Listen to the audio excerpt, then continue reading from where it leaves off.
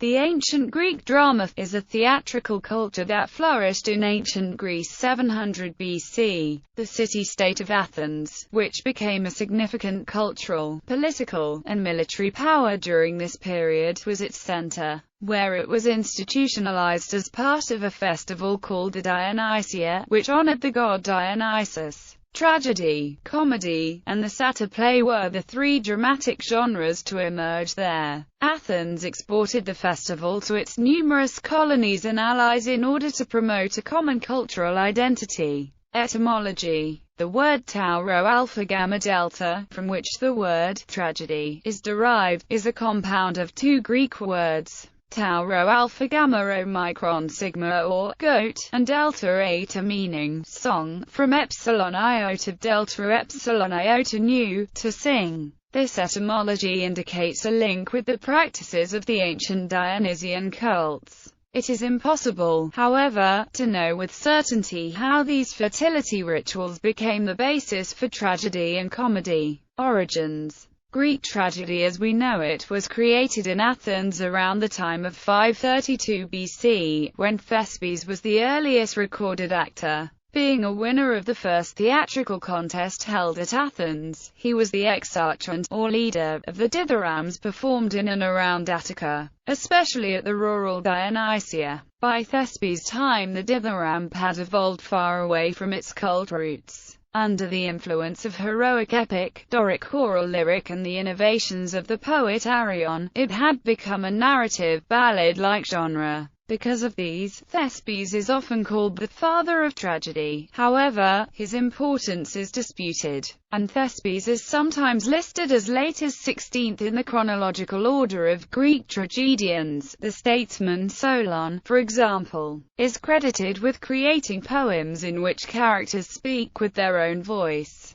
and spoken performances of Homer's epics by rhapsodies were popular in festivals prior to 534 BC. Thus, Thespes' true contribution to drama is unclear at best, but his name has been immortalized as a common term for performer, a thespian. The dramatic performances were important to the Athenians. This is made clear by the creation of a tragedy competition and festival in the city Dionysia. This was organized possibly to foster loyalty among the tribes of Attica. The festival was created roughly around 508 BC. While no drama texts exist from the 6th century BC, we do know the names of three competitors besides Thespes: Choerilus, Pratinas, and Phrynichus. Each is credited with different innovations in the field. More is known about Phrynichus. He won his first competition between 511 BC and 508 BC. He produced tragedies on themes and subjects later exploited in the Golden Age, such as the Danaids, Phoenician women, and Alcestis. He was the first poet we know of to use a historical subject. His Fall of Miletus, produced in 493–2,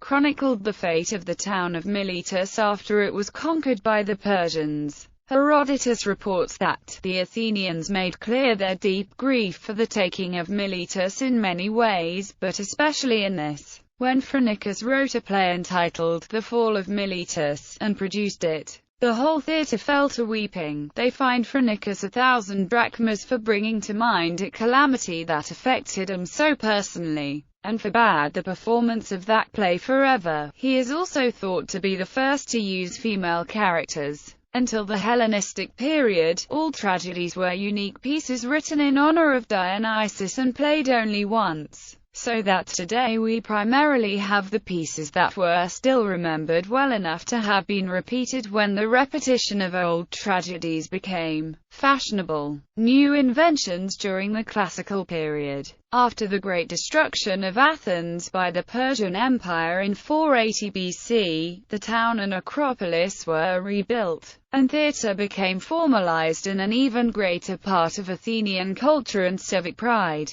This century is normally regarded as the golden age of Greek drama. The centerpiece of the annual Dionysia, which took place once in winter and once in spring, was a competition between three tragic playwrights of the theatre of Dionysus. Each submitted 3 tragedies, plus a satyr play. Beginning in a first competition in 486 BC, each playwright submitted a comedy. Aristotle claimed that Aeschylus added the second actor, and that Sophocles introduced the third. Apparently the Greek playwrights never used more than 3 actors based on what is known about Greek theatre. Tragedy and comedy were viewed as completely separate genres, and no plays ever merged aspects of the two. Satyr plays dealt with the mythological subject matter of the tragedies, but in a purely comedic manner. Hellenistic period. The power of Athens declined following its defeat in the Peloponnesian War against the Spartans.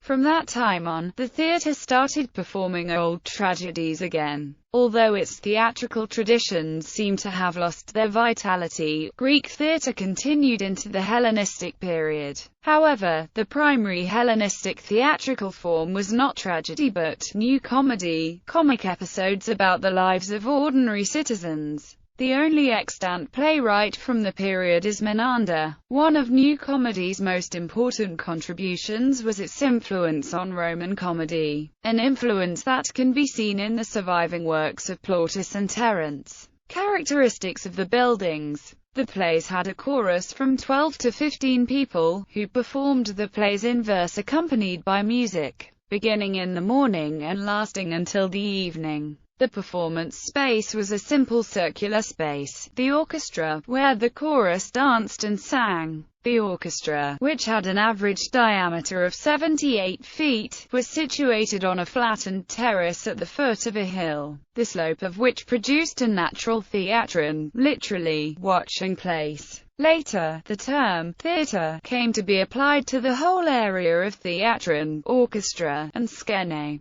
The chorophaeus was the head chorus member who could enter the story as a character able to interact with the characters of a play. The theatres were originally built on a very large scale to accommodate the large number of people on stage, as well as the large number of people in the audience, up to 14,000. Mathematics played a large role in the construction of these theatres, as their designers had to be able to create acoustics in them such that the actors' voices could be heard throughout the theatre, including the very top row seats. The Greeks' understanding of acoustics compares very favorably with the current state of the art. The first seats in Greek theatres were wooden, but around 499 BC the practice of inlaying stone blocks into the side of the hill to create permanent, stable seating became more common. They were called the proedria, and reserved for priests and a few most respected citizens. In 465 BC, the playwrights began using a backdrop or scenic wall, which hung or stood behind the orchestra, which also served as an area where actors could change their costumes. It was known as the scene.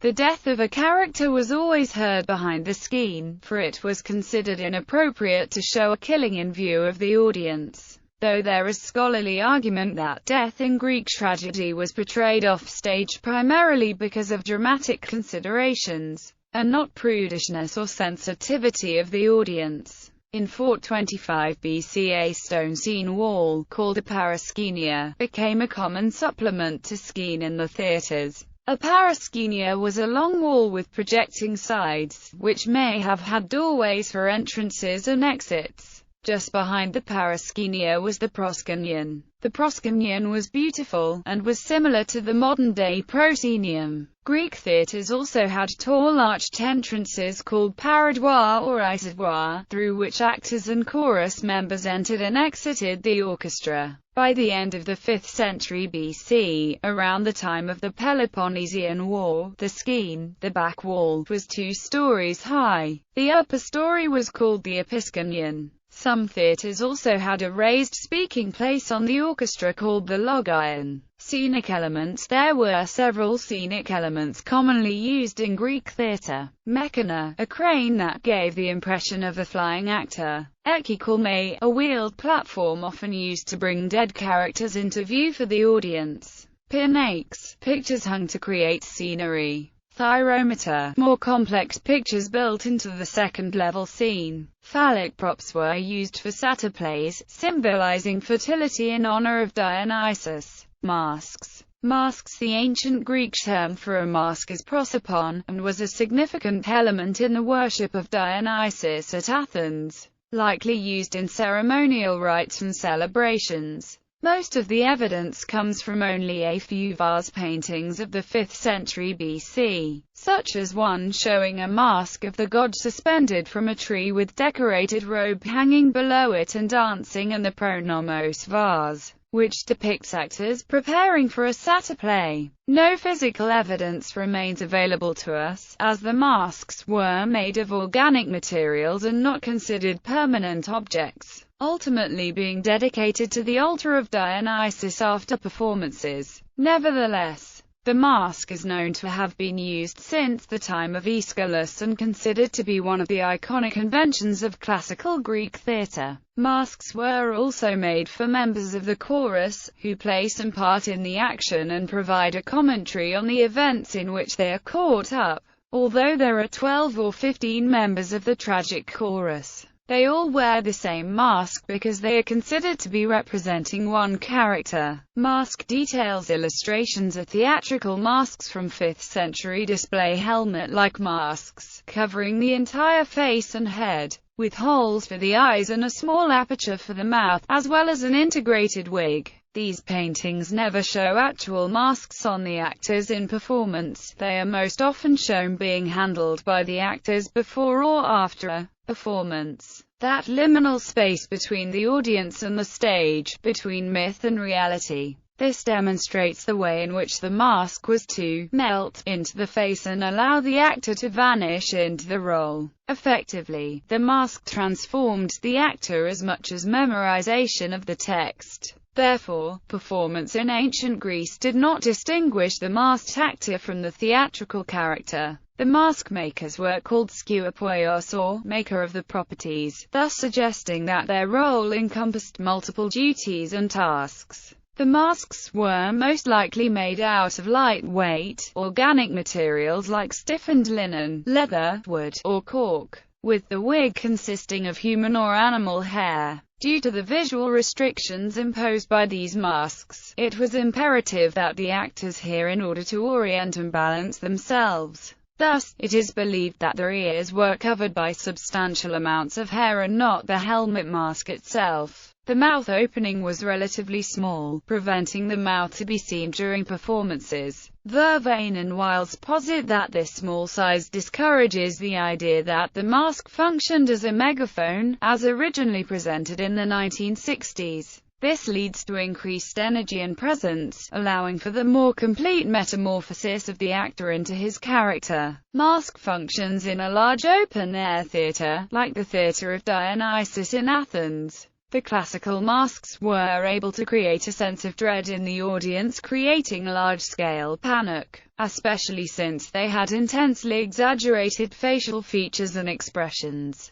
They enabled an actor to appear and reappear in several different roles, thus preventing the audience from identifying the actor to one specific character. Their variations help the audience to distinguish sex, age, and social status, in addition to revealing a change in a particular character's appearance, e.g., Oedipus after blinding himself. Unique masks were also created for specific characters and events in a play, such as the Furies in Aeschylus, Eumenides and Pentheus and Cadmus in Euripides the Baccha. Worn by the chorus, the masks created a sense of unity and uniformity, while representing a multi-voice persona or single organism, and simultaneously encouraged interdependency and a heightened sensitivity between each individual of the group. Only 2 to 3 actors were allowed on the stage at one time, and masks permitted quick transitions from one character to another. There were only male actors, but masks allowed them to play female characters. Other costume details. The actors in these plays that had tragic roles wore boots called cothurni that elevated them above the other actors. The actors with comedic roles only wore a thin-soled shoe called a sock.